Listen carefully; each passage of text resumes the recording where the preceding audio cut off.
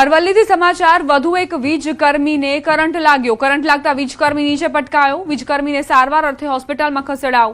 11 કેવી લાઇન પર કામ દરમિયાન કરંટ લાગ્યો। મેઘરજના પટેલ છાપરા ગામની ઘટના વીજકર્મીઓની સુરક્ષાને લઈને સવાલો ઉઠ્યા છે। એક અઠવાડિયામાં કરંટ લાગવાની બીજી ઘટના બની છે।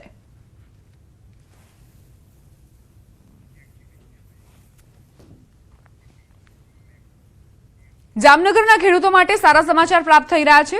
ટ્રાન્સમિશન લાઇનના વળતરમાં હવે જંત્રીની તુલનાએ 300 થી 600% વધુ વળતરનો લાભ મળશે। કલેક્ટર પીબી પંડ્યાની અધ્યક્ષતામાં મળેલી બેઠકમાં માર્કેટ રેટ કમિટી દ્વારા બજાર ભાવ આધારિત દર નક્કી કરાયા છે।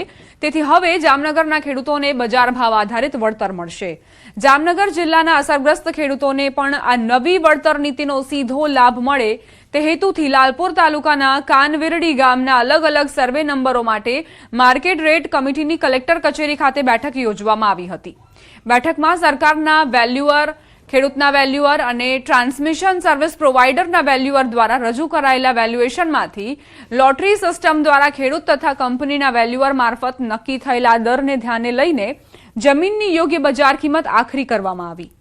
આ નવી પારદર્શક પદ્ધતિના અમલથી ખેડૂતોને અગાઉની જંત્રી આધારિત જોગવાઈઓ કરતા અંદાજે 300 થી 600 ગણું વધુ વળતર પ્રાપ્ત થશે। તેથી હવે કાનવિરડીના ખાતેદારને 4.37 લાખના બદલે 24.33 લાખની માતબર વળતર ચૂકવવામાં આવશે।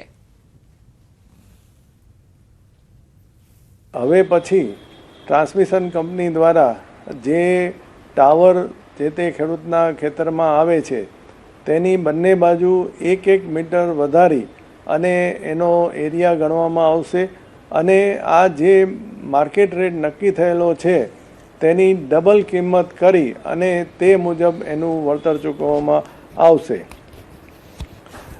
જે સર્વે નંબર 109 નું ઉદાહરણ લઈએ તો 2011 મુજબના પ્રતિ ચોરસ મીટરના જંત્રી મુજબના ભાવ ₹43ની સામે માર્કેટ રેટ કમિટીમાં પ્રતિ ચોરસ મીટરના ₹885 નક્કી થતાં આ ખાતેદારને અગાઉ ₹4,37,699 વળતર મળવાપાત્ર હતું, જે હવે માર્કેટ રેટ મુજબ ₹24,33,348 મળવાપાત્ર થયેલ છે।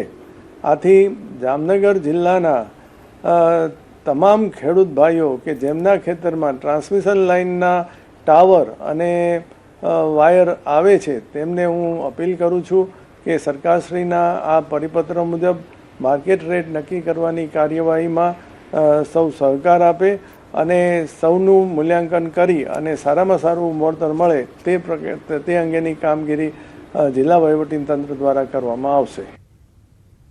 બોટાદ ખસ રોડ શંકરપરા વિસ્તારમાં આવેલ સ્વામિનારાયણ મંદિરમાં ચોરીની ઘટના સામે આવી। અંદાજે 3 થી 4 બુકાનીધારી ચોરોએ મંદિરમાં હાથફેરો કર્યો। મંદિરની દિવાલને અડી દારૂનો અડ્ડો ચાલી રહ્યો હોવાનો મંદિરના સ્વામી દ્વારા આરોપ મુકાયો હતો।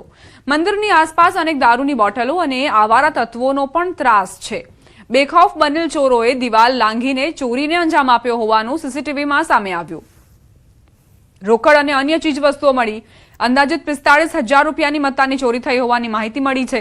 પોલીસ સ્ટેશન લેખિત અરજી આપી સમગ્ર ઘટનાને લઈ કાર્યવાહી કરવા માંગ કરવામાં આવી છે। અહીંયા રાત્રિએ 10:30 વાગે ચોર લોકો આવ્યા હતા અને હું અને અમારા એક હરિભગત બે ઘનશ્યામભાઈ અમે બે અંદર સૂતા હતા અને અંદરથી અમને તો બહારથી એ લોકો બંધ કરી દીધું।